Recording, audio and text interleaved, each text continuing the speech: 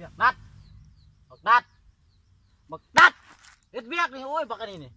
เข้าทานมีนะค่ำแล้วนี่จักโมงนี่สิไปเวียกแล้วนี่โอ้บักอันนี้โอ้ยจังแม่นมึงบ่มีเหือมีแฮงบ่ได้กินข้าวอีกวะโอ้บ่กินข้าว2 มื้อ 3 มื้อเลยเป็นยังคิดว่าแต่ผู้สาวเหรอโอ้ยเสียใจแฮงเสียวผู้สาวบอกเลิกบอกเรื่องหยังโอ้ยมันอยากได้กระตุ้นเดี๋ยวนี้หั่นน่ะโอ้บ่มีเงินซื้อตะกระตุ้นให้ผู้สาวบอกเลิกแม่นมื้ออื่นมันเกิดมันสิฮอดมื้ออื่นนี่มันอยากได้กระตุ้นกัดลิ้นตายซะไปกูก็ไปถามอยู่ห้านเมื่อกี้หั่น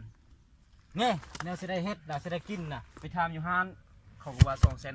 250,000แต่กูมีเงินแต่5,000นี่เฮ็ดจังได๋ซื้อได้นี่โอ้กูเสียใจแฮงโอ้บ่คิดเลยเสียใจเราจะเฮ็ดแนวนี้กับกูน่ะโอ้สมัยนี้นะเสี่ยวเอ้ยบ่มีเงินมึงบ่ได้แดกเขาดอกโอ้ยแม่นคือมึงเว้าหั่นแหละสมัยนี้นะเบิ่งหน้าเฮาดูจังซี่มาเฮ็ดจังซี่บ่มีไผเอาดอกฟานฟ้ากับดินต่างกันหยังมาเผาทานมึงนี่ก็เป็นอาทิตย์พุ่นจริงจะได้เงินแม่นบ่เป็นอาทิตย์ก็จำเป็นแล้วกูเป็นอาทิตย์คือกันแหละเฮ็ดจังได๋มื้ออื่นมันสิทันนี่อดเอาจำเป็นเสี่ยวเอ้ยโอ้ตายเลยเฮามีวาสนาดอกฮักเขาแห้งน่ะเผาทานจังซี่มีวาสนาดอกบ่ได้เขาดอกคิดฮอดก็มีแต่คิดฮอดฮักเขาก็ได้แต่ฮักเขาดอกเอาเงินอยู่ไสไปซื้อกระตุ้นนี่โอ้ยมึงสิไปเอาอยู่ไส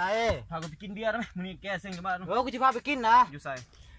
มึงฮู้บ่ห้านนี่มันดังกว่าหมู่อยู่ไสมึงฮู้บ่อยู่ไสรีวิวมึงเคยไปละมีผู้สาวอยู่อ่ะผู้สาวหลายเพลงม่วนอาหารแซ่บบ่แม่นเขาเจ้าของร้านใจดีเต็มทุกมื้อมาก่อน7 โมงมาก่อน7 8 โมงแลงมีบ่นั่งเขาว่าซื้อลังแถมลังหั่นว่ะลังแถมลังแก้วแถมแก้วแหละมึงเลี้ยงกูได้กูมีแต่ 5,000 ซื้อน้ำก้อนได้กูเลี้ยงแก้วเปล่าไปแก้วนึงติ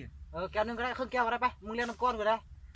ไปซะไปกูจะพาฟังเพลงตัวนี้แต่ว่ามึงไปฮอดมึงต้องฮ้องเพลงนี้ให้กูฟังเพลงหยัง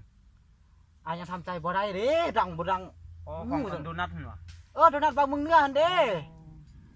บ่เห็นว่ะกูเลยที่กูชีวิตชีวิตกูก็มักฟังกับเพลงอันนี้เสี่ยวกูมัก